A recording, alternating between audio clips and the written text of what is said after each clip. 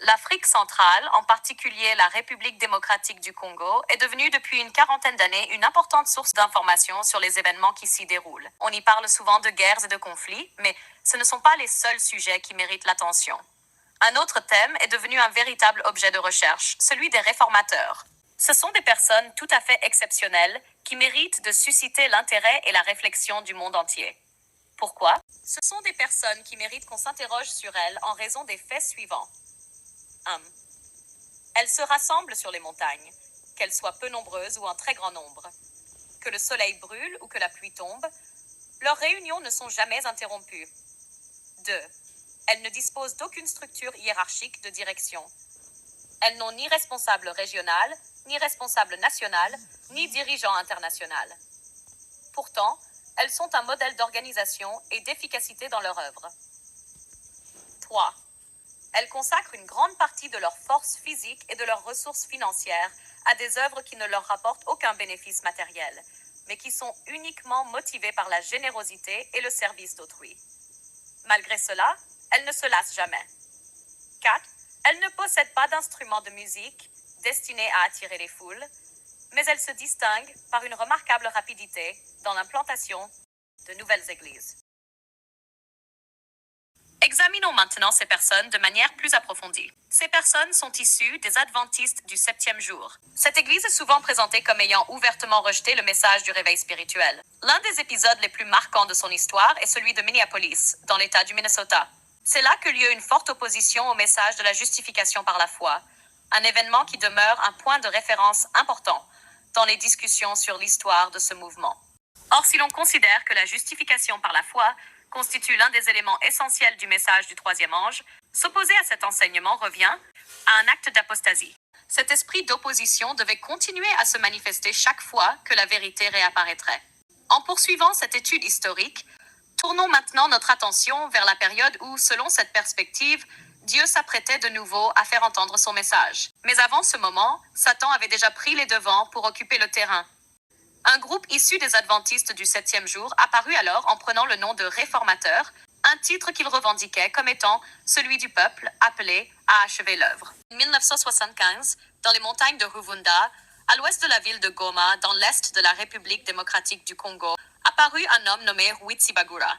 Animé d'un profond désir d'étudier les Saintes Écritures et de prêcher, il entraîna avec lui un groupe de fidèles qui se sépara des adventistes du 7e jour. Lui et ses disciples s'installèrent dans les montagnes, où ils tenaient leurs assemblées en se donnant le nom de réformateurs. Bien qu'ils se soient séparés de cette église, qu'ils considéraient comme étant tombés dans l'apostasie, ils ne défendaient pas encore un ensemble clairement défini de principes doctrinaux. Au contraire, ils abandonnèrent également certaines pratiques qu'ils considéraient auparavant comme des enseignements religieux, notamment la dîme et les offrandes, qu'ils supprimèrent entièrement. Dans un premier temps, ce mouvement fut marqué par un grand enthousiasme et un profond réveil spirituel. Cependant, 5 ans seulement plus tard, cet élan s'était déjà considérablement affaibli. À l'exception de Ruitsibagura, les autres prédicateurs de ce mouvement retombèrent dans des pratiques que leurs critiques qualifiaient de païennes, au point que certains estimaient leur situation spirituelle pire qu'avant leur engagement dans ce mouvement. Par la suite, Ruitsibagura s'installa en Ouganda. C'est ainsi que s'achève son histoire dans l'est de la République démocratique du Congo. Tournons maintenant la page et poursuivons l'examen de cette histoire. Nous arrivons à l'année 1982. À cette époque, la conférence générale était présidée par Neil C. Wilson. Son mandat fut marqué par une série de campagnes d'évangélisation qui portèrent des noms différents au fil des années, selon les périodes et les objectifs qu'elles poursuivaient. Les 1000 jours de la moisson, 1000 Days of Reaping. Ce programme fut officiellement lancé en 1982 par la conférence générale. Il avait pour objectif de mobiliser les croyants et les pasteurs des églises locales afin qu'ils participent activement à une vaste campagne d'évangélisation. L'initiative visait à intensifier la proclamation de l'Évangile, à conduire de nouvelles personnes à la foi et à les affermir dans leur vie chrétienne grâce à un enseignement mettant l'accent sur le réveil et le renouveau spirituel. La moisson 90. Ce projet d'une durée de 5 ans avait pour objectif d'étendre l'œuvre missionnaire et de contribuer à l'implantation de nouvelles églises. Au cours des 6 derniers mois seulement de cette campagne d'évangélisation, l'Église a accueilli plus de 332 000 nouveaux membres qui sont venus s'ajouter à ses fidèles. Ce ne fut pas le seul résultat issu de cette œuvre de réveil au sein de l'Église. À partir du réveil de 1982, des groupes de prière commencèrent à apparaître. Il s'agissait de petits groupes de croyants qui se réunissaient pour prier ensemble et étudier les Saintes Écritures. Les livres de l'esprit de prophétie sont des écrits révélés et ils sont véritablement lus. Parmi ceux qui étaient déjà connus auparavant, on peut citer la tragédie des siècles, vers Jésus, la préparation pour la pluie de l'arrière-saison, qui existait dans Kinyarwanda, et bien d'autres encore. Bien que le programme des 1000 jours de moisson et celui de récolte 90 aient été des initiatives de l'Église adventiste du 7e jour, destinées au monde entier, les recherches approfondies dans les Saintes Écritures ont conduit à une nouvelle lumière. Or, cette lumière n'a été révélée que dans l'est de la République démocratique du Congo, précisément dans les montagnes de Masisi, Rutshuru et Calais. Il n'était pas facile pour tout le monde d'accepter que ce que Dieu allait accomplir pour le monde puisse provenir de ces montagnes rurales de l'Afrique centrale.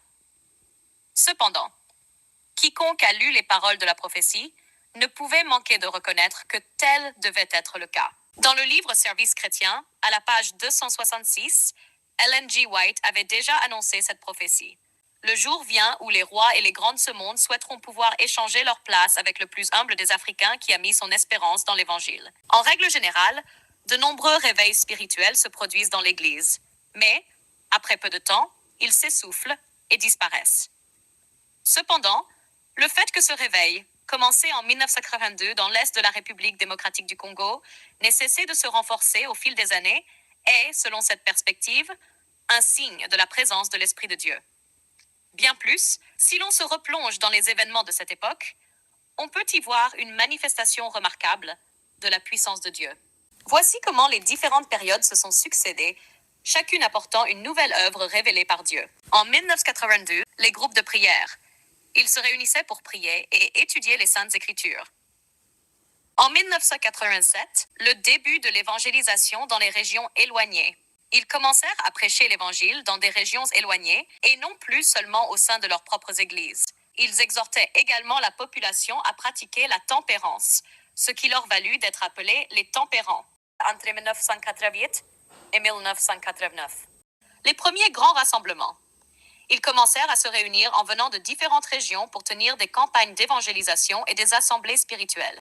De la fin de l'année 1992 au début de 1993, ils se réunirent à Jihinga, à la frontière entre Calais et Masisi. C'est là que les points suivants leur furent révélés. La compréhension de l'usage de la dîme et des offrandes.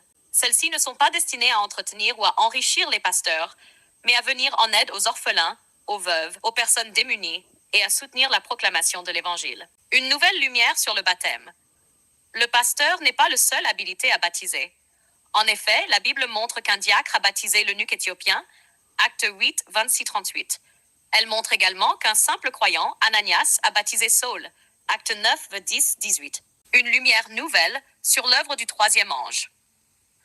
Le troisième ange est celui qui doit ramener l'Église à la condition de l'Église apostolique. Dans cette Église, il n'existe pas de hiérarchie ecclésiastique fondée sur une succession de niveaux d'autorité. Au contraire, les différents dons spirituels y sont reconnus.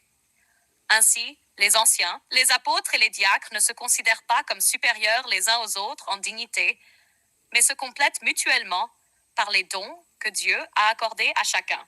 Une lumière nouvelle concernant le mariage. C'est à cette époque qu'il fut compris que le fait pour un prêtre ou un pasteur de joindre les mains du marié et de la mariée lors de la cérémonie de mariage ne constitue pas un principe biblique, mais une pratique provenant de Rome et introduite par la papauté.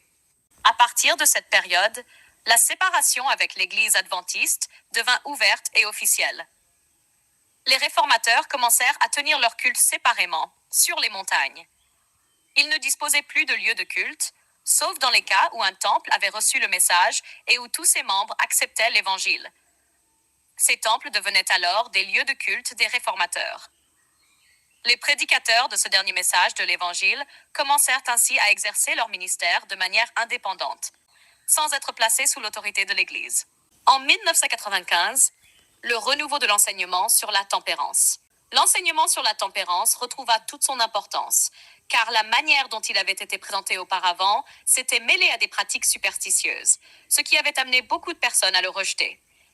Ainsi, des principes tels que boire du lait bouilli, consommer de l'eau bouillie et accorder de l'importance à l'hygiène du corps et des vêtements n'étaient plus considérés comme faisant partie de cet enseignement. C'est au cours de cette année que Dieu suscita son serviteur pour rétablir cet enseignement d'une manière totalement dépourvue de toute superstition. Cet homme est connu sous le nom de Nzungu. Cette lumière irrita Satan. Beaucoup de prédicateurs de renom s'y opposèrent, bien qu'il n'ait jamais engagé de débat public ou ouvert à son sujet. Ils employaient des propos diffamatoires à l'encontre de Nzungu et cherchaient à discréditer ses enseignements. Cependant, la grâce qui a permis d'éviter la naissance de divisions issues de cet enseignement est que ce serviteur, Zungu, était un homme humble, pacifique et sage. Ceux qui s'opposaient à lui utilisaient les paroles pour le combattre, mais lui les vainquait par son silence. Finalement, cet enseignement remporta la victoire. Des malades furent guéris et rapidement la nouvelle se répandit largement. C'est ainsi que la plupart des visiteurs qui venaient au rassemblement des réformateurs étaient attirés par cet enseignement sur la santé. Cela correspond exactement à ce qui s'est passé au temps de Jésus. Lors de ces assemblées, beaucoup de ceux qui venaient s'asseoir devant lui pour l'écouter cherchaient avant tout auprès de lui la guérison de leur corps. Dans l'Est de la République démocratique du Congo, parlons des guerres ethniques et de la manière dont les réformateurs s'y sont comportés. Dans d'autres communautés religieuses, ceux qui n'appartenaient pas au même groupe ethnique se méfiaient les uns des autres et se haïssaient ouvertement. Mais les réformateurs se sont distingués par une véritable fraternité spirituelle, même lorsqu'ils n'avaient aucun lien de parenté biologique. À cause de la guerre, beaucoup avaient été chassés de leurs biens, et même ce qu'ils avaient pu emporter avec eux comme bien de secours leur fut dépouillé. Ceux qui leur venaient en aide en toutes circonstances étaient leurs frères et sœurs spirituels, bien qu'ils n'aient pas de lien de parenté biologique. Ils allaient même jusqu'à les cacher pour qu'ils ne soient pas tués lorsque la situation devenait critique.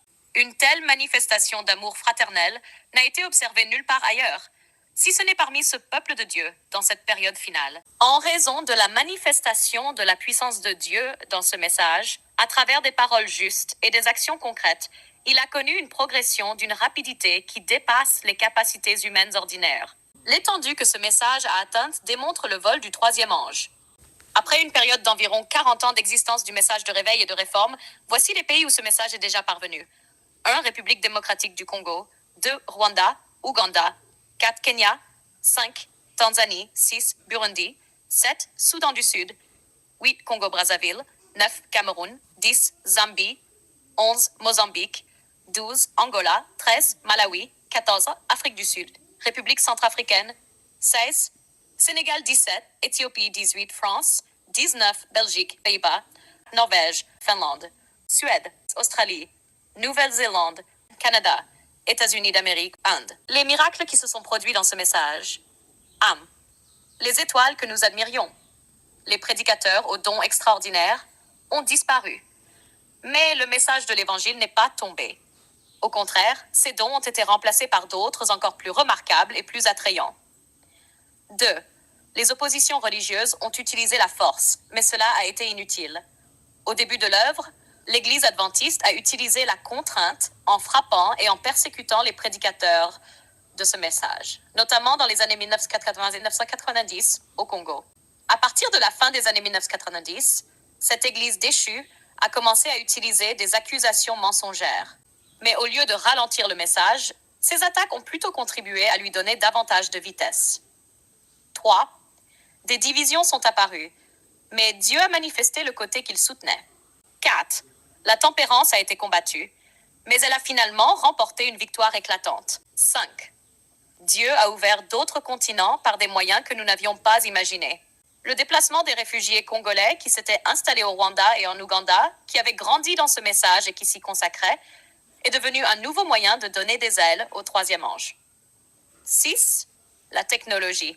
Aujourd'hui, beaucoup de personnes dans de nombreux endroits sont atteintes par ce message grâce aux moyens technologiques et deviennent ses disciples. Ce message les conduira jusqu'au but que Dieu a prévu pour nous tous. C'est un prédicateur qui n'a besoin ni de billets, ni de visa, ni de provisions pour voyager. C'est un ange qui vole. Ce dernier message n'est pas encore parvenu dans tous les coins du monde, mais cela représente une œuvre très petite que Dieu peut accomplir dans le plus court délai possible. L'essentiel est que la main de Dieu se manifeste dans ce message. Là où il le voudra, il peut accomplir un miracle auquel nous ne nous attendions pas et achever son œuvre. C'est d'ailleurs ce qui reste à venir. Demeurez toujours prêts et que vos lampes restent allumées.